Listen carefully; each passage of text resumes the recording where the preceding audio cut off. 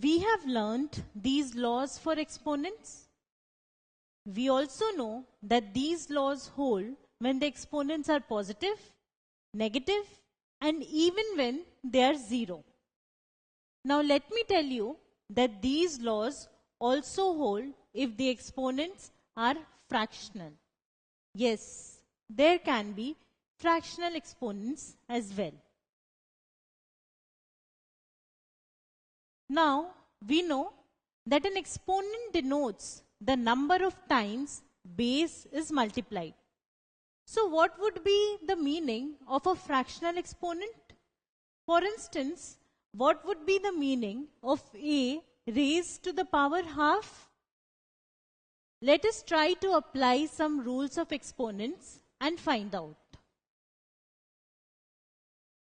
So, this is a to the power half whole raised to the power 2.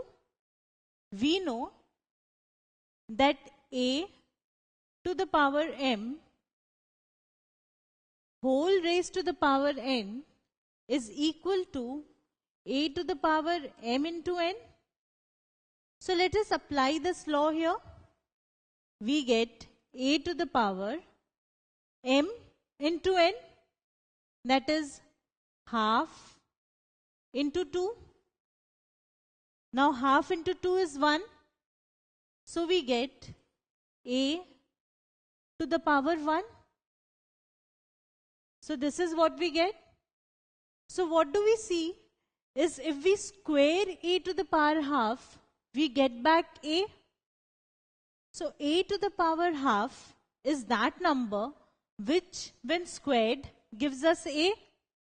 Or we can say that a to the power half is equal to the square root of a.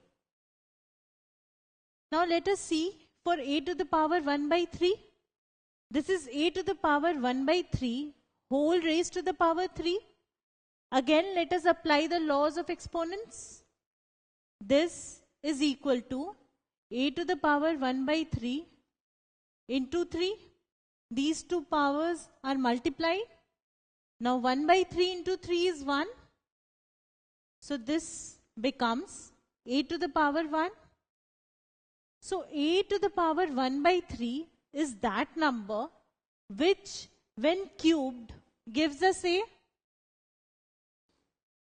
Or we can say that a to the power 1 by 3 is the cube root of a. So a to the power 1 by 3 is the cube root of a. So a to the power 1 by 2 when squared gives us a. So it is the square root of a. A to the power 1 by 3 when cubed gives us a. So we can say that a to the power 1 by 3 is the cube root of a. Similarly, a to the power 1 by n whole raised to the power n gives us a. So we can say that a to the power 1 by n is the nth root of a. Now what do we mean by nth root? If we multiply the square root of any number 2 times, we get that number. If we multiply the cube root of any number 3 times, we get that number. Similarly, if we multiply the nth root of a number n times, we get that particular number. So this is the meaning of nth root of a number.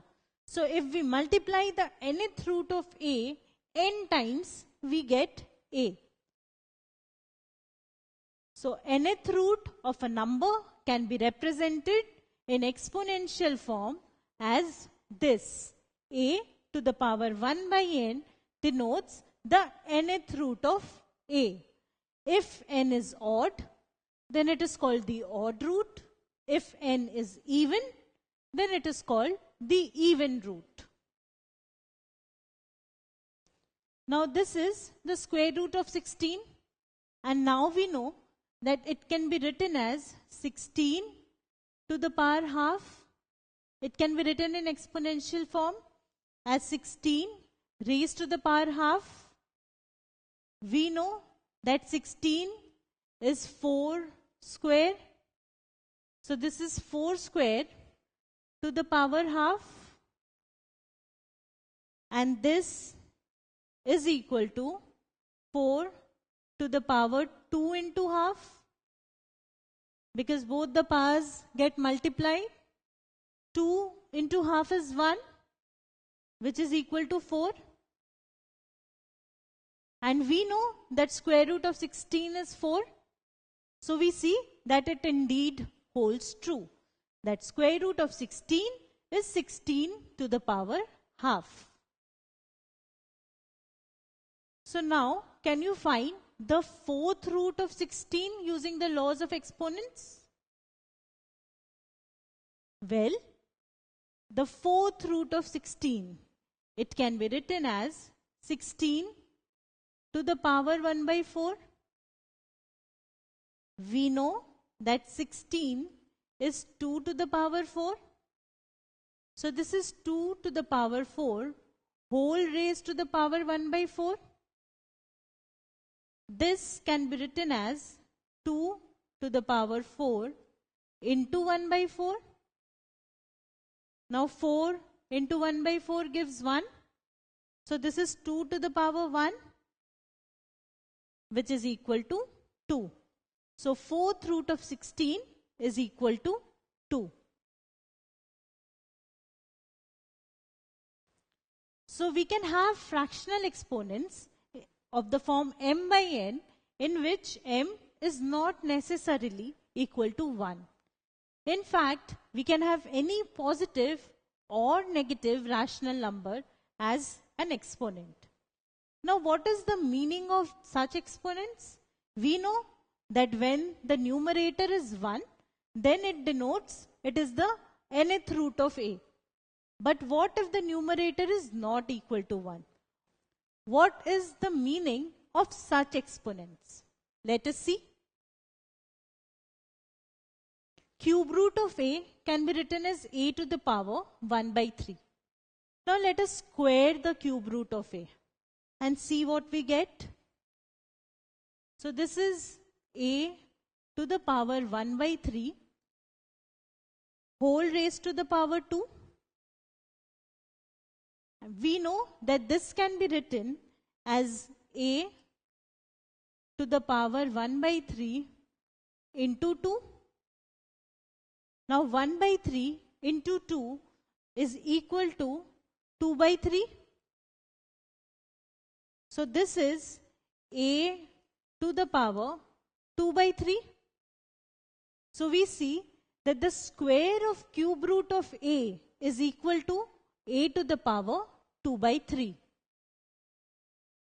So this is what we get.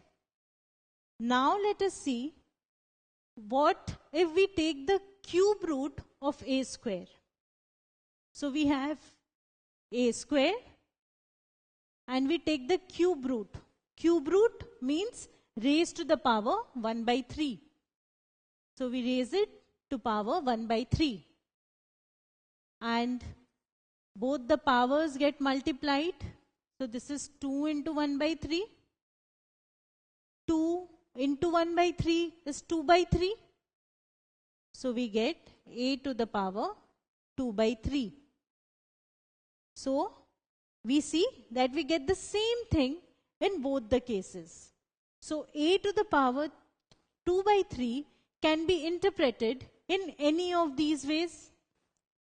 Whether you take the cube root first and then square it, or you square the number first and then take the cube root, it does not make a difference. We get the same thing in both the cases, which is a to the power 2 by 3. So now let us generalize this. A to the power m by n is equal to a to the power 1 by n whole raised to the power m, which is the mth power of nth root of a, or it can be interpreted as a to the power m whole raised to the power 1 by n, which is the nth root of a to the power m. So whether you take the root first and then raise it to the power m, or whether you raise it to the power m and then take the root, we get the same thing. it does not make a difference. You just need to be careful. The number in the numerator, you have to take the power of that number. And the number in the denominator, you need to take the root of that number. What you do first does not make a difference. So let us see this with the help of an example. We take the square of cube root of a. We know that the cube root of a is 2 because 2 into 2 into 2 gives us 8. So this is 2. 2 raised to the power 2. 2 raised to the power 2 is 4. And what about the other case? This is cube root of 8 square. So cube root of 8 square. 8 square is 64. So this is cube root of 64. We know that 64 is 4 into 4 into 4. So the cube root of 64 is 4. So we see that we get the same answer in both the cases. Now a raised to the power minus m by n. So in this case, the exponent is a negative fraction. What is the meaning of such exponents? Well, this can be written as a to the power minus 1 into m by n, because minus 1 into m by n gives minus m by n. And we know from the laws of exponents that a to the power pq can be written as a to the power p whole raised to the power q. So a to the power minus 1 into m by n can be written as a to the power minus 1 whole raised to the power m by n. So this is what we have. Now a to the power minus 1, we know that it can be written as 1 by a. So this is 1 by a to the power m by n. 1 raised to the power any number is equal to 1. A raised to the power m by n is a to the power m by n. So this is what we get. So this is 1 divided by a to the power m by n. So any number in which exponent is negative can be written as 1 divided by the number with exponent positive. So a to the power minus m by n is equal to 1 divided by a to the power m by n. So now can you find this? 27 to the power minus 2 by 3. This can be written as 1 divided by 27 to the power 2 by 3. Now we can take the square first or we can take the cube root first. So let's take the cube root first. Why? Because we know that 27 is 3 into 3 into 3. 27 is 3 into 3 into 3. So it will be convenient to take the cube root first.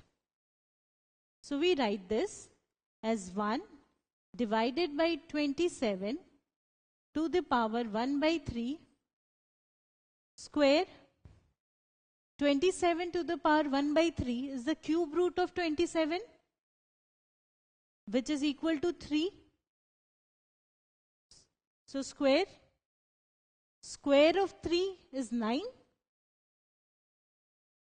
So we get 1 by 9. So 27 raised to the power minus 2 by 3 is equal to 1 by 9. And this is the meaning of fractional exponents. And we have seen that the laws of exponents also hold for fractional exponents.